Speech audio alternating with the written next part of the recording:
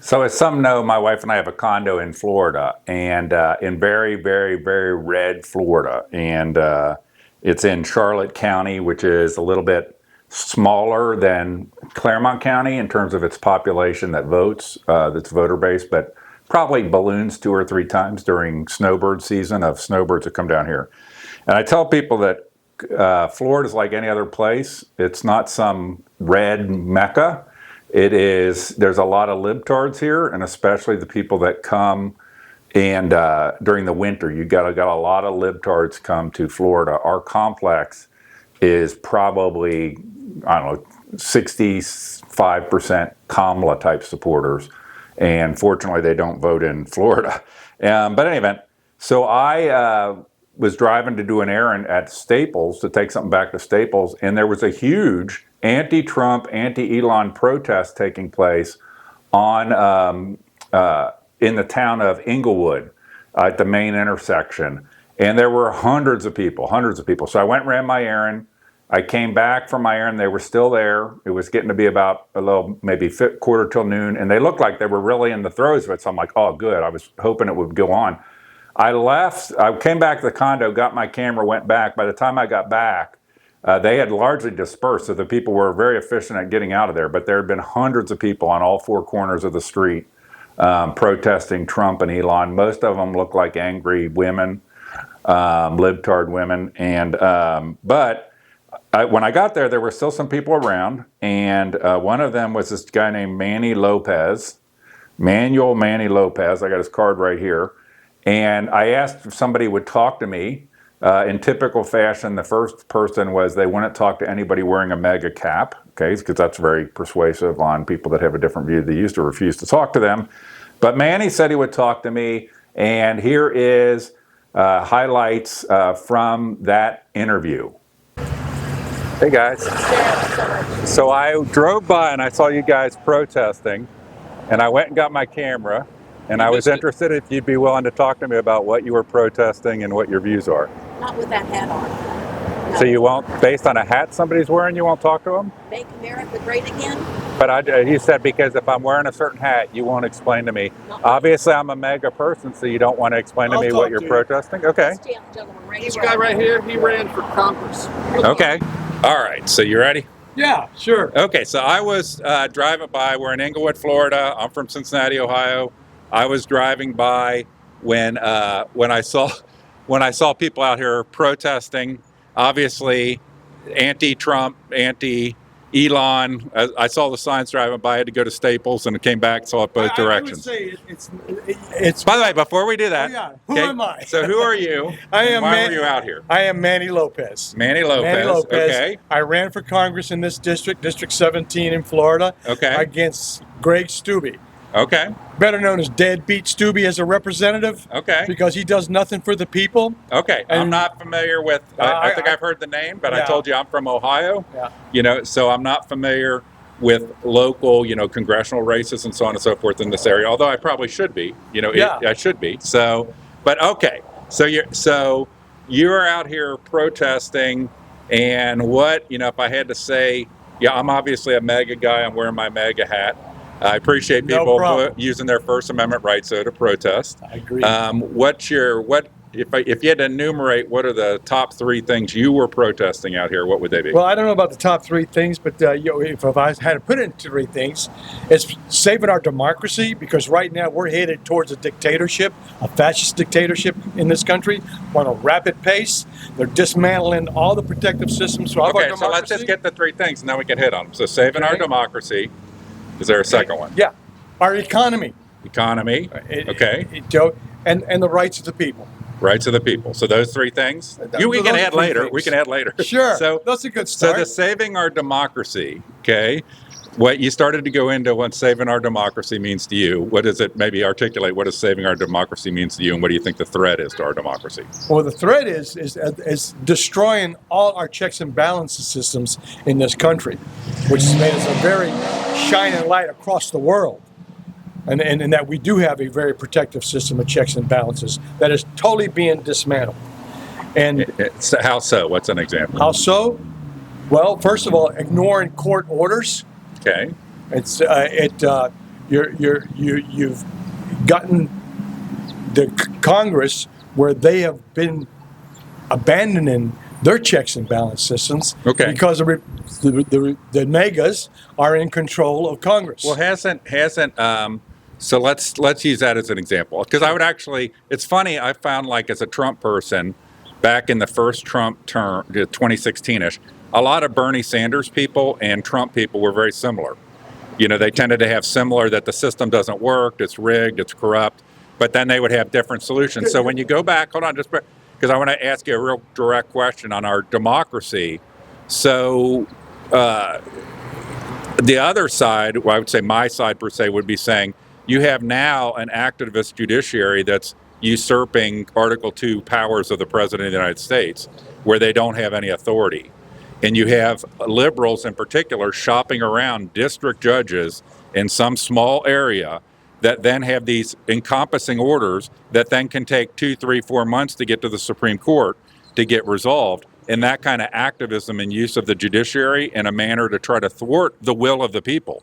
Well, so everything Trump's doing, I voted for. I'm 100% for everything he's doing. That is a very good spin on what's going on. Okay. But it's wrong. Okay? The judicial system is looking at what's being done as to whether or not they are legal or not. And don't think and say that it's just liberal judges, because there are judges that Trump has appointed that also has ruled against Trump recently in the different decisions that are out there.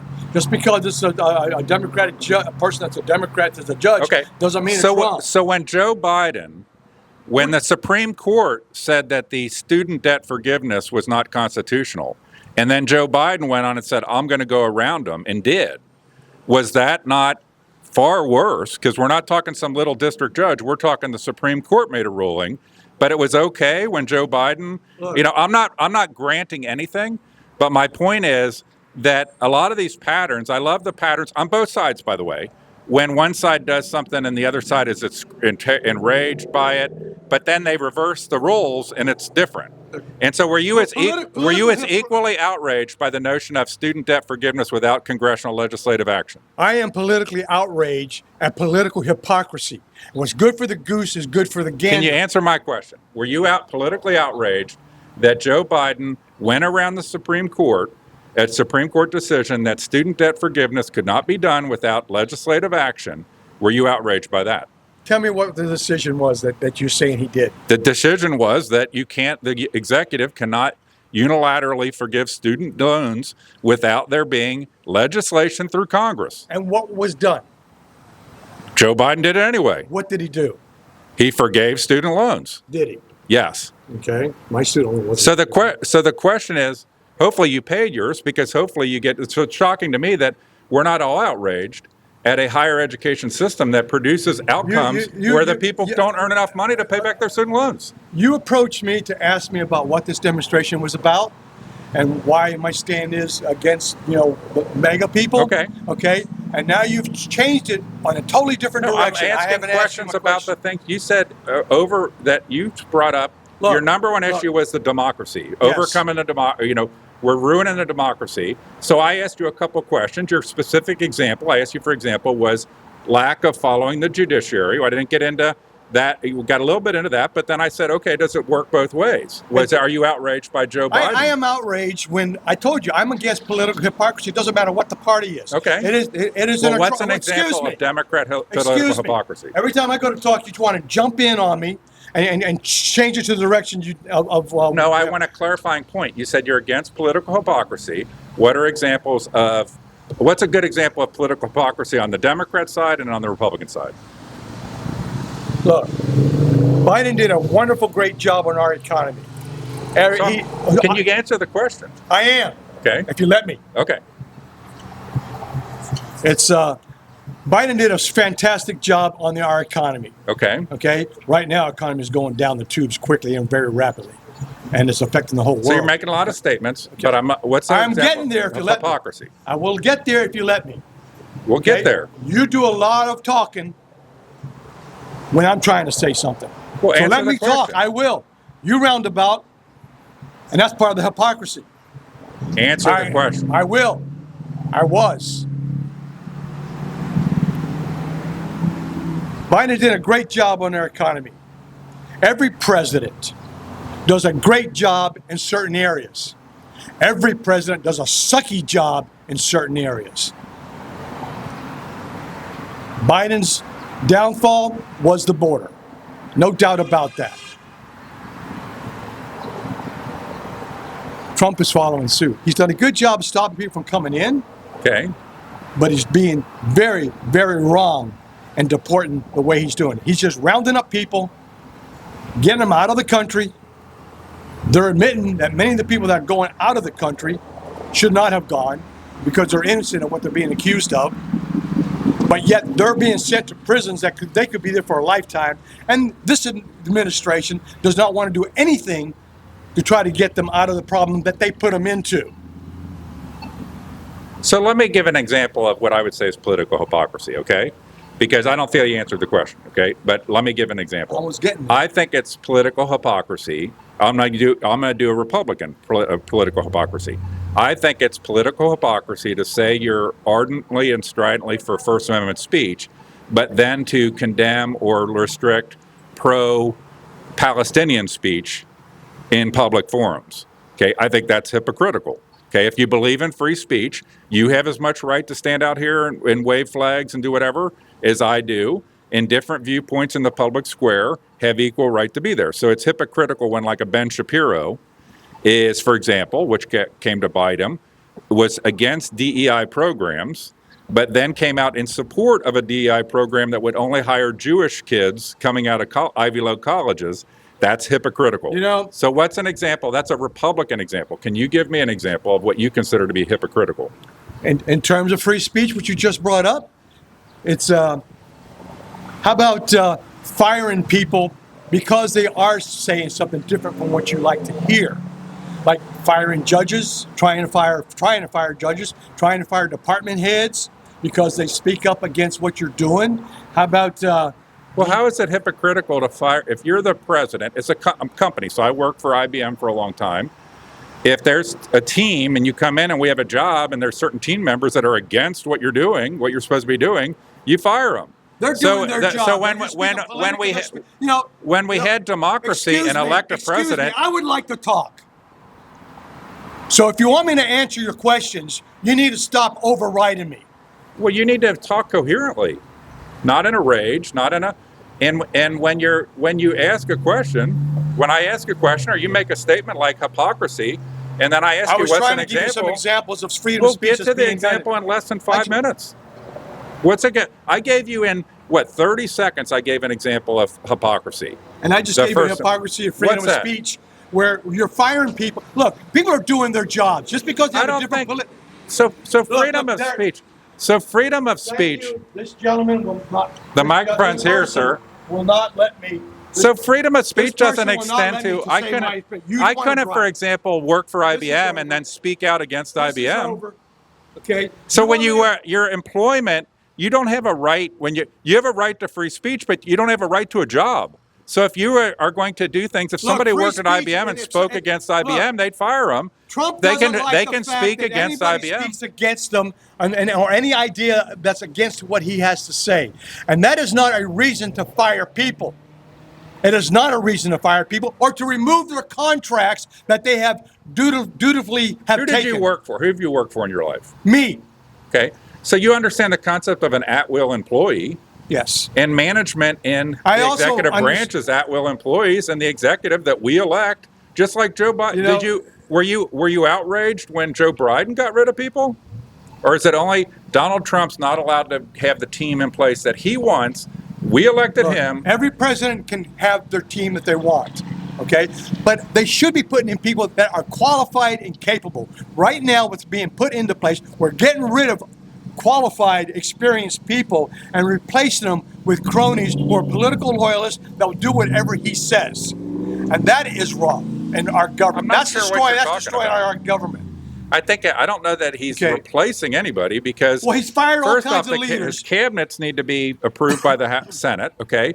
But beyond that, the people that are at the departments, his mission with Elon, who's the Ben Franklin of our time, is to downsize government. Ben Franklin of our time? Yeah. Ben Franklin was for the rights of the people, as was Thomas Paine, and Ben Franklin were very tight, close together.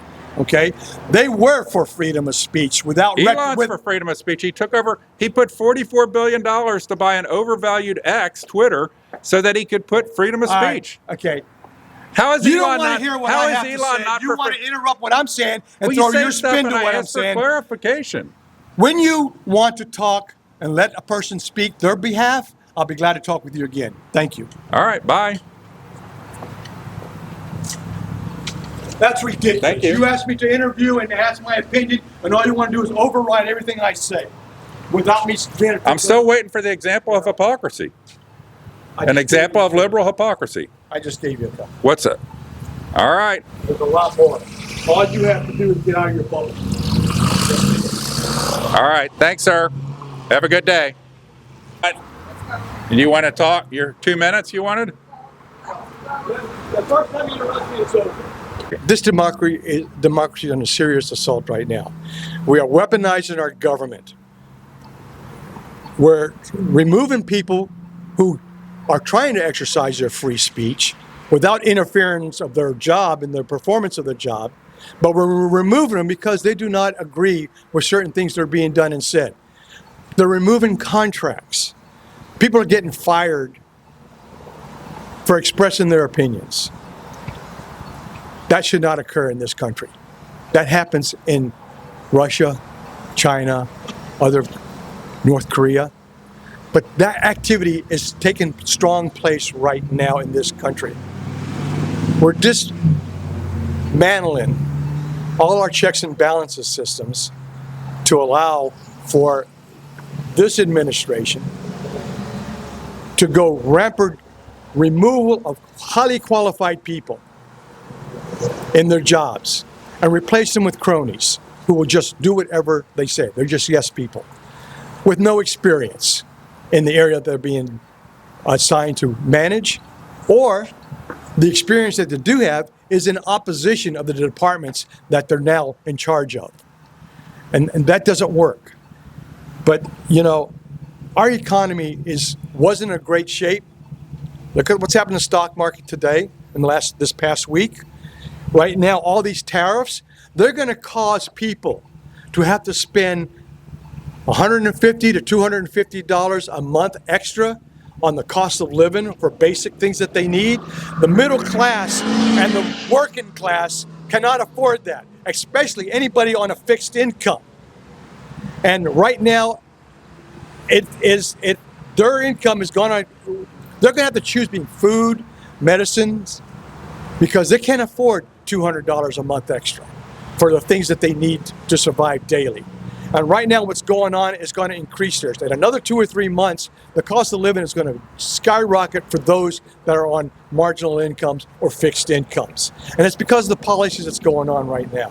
So that's why I'm out here today, is for that and to save our democracy. Because they are, under Trump's words, he wants to be a king. This is not a kingdom. This is a United States of America.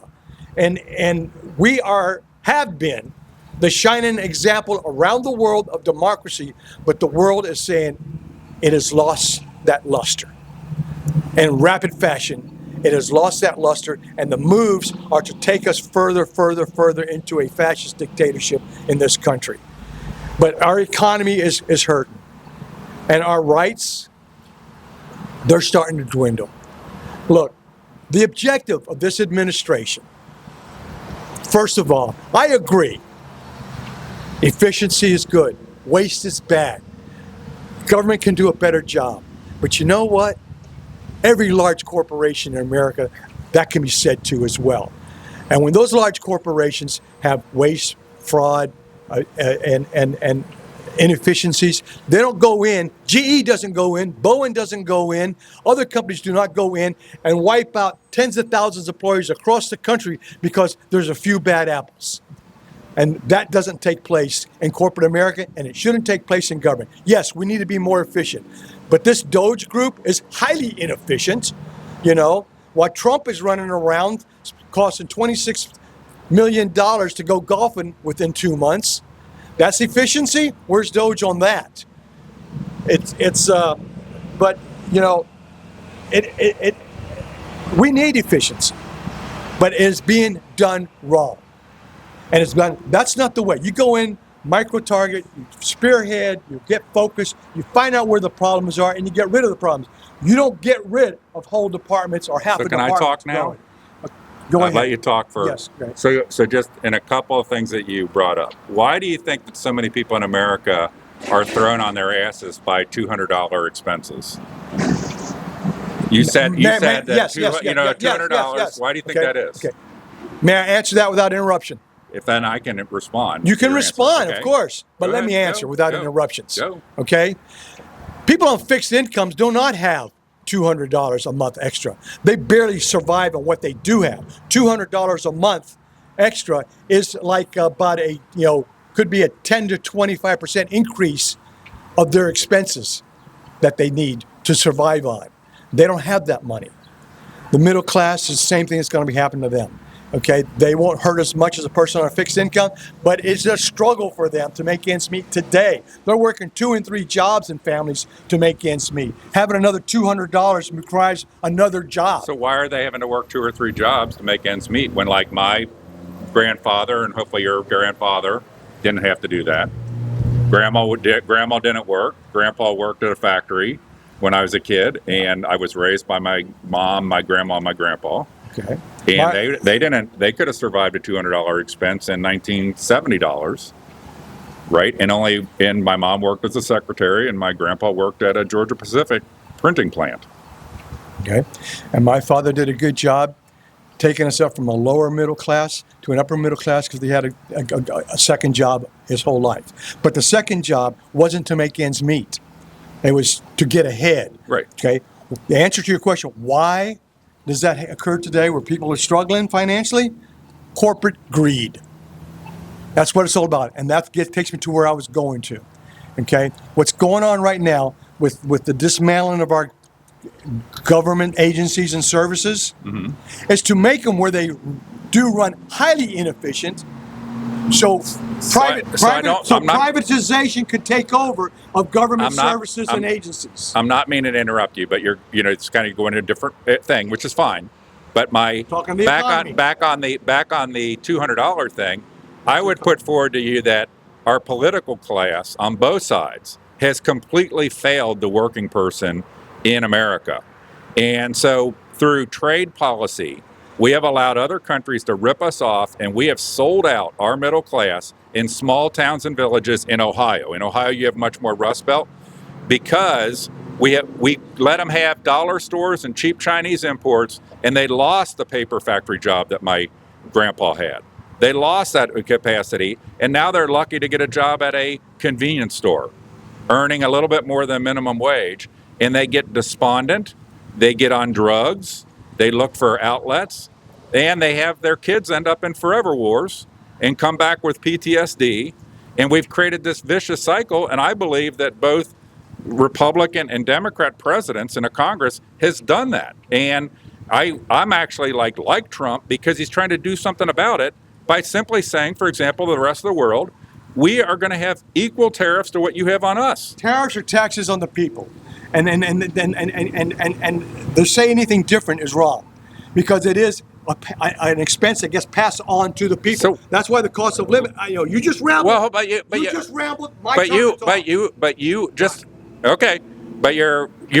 fail to mention that we're talking about reciprocal. So if France charges us a 20% tariff, we charge them a 20% tariff. How is that? How is it fair to the working class in America to let other countries charge tariffs to make our products unaffordable, while at the same time,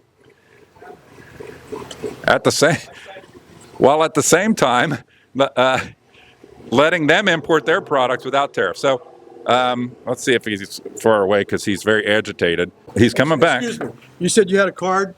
Oh, yeah. Okay. Hold on. Thanks, Manny. Yeah.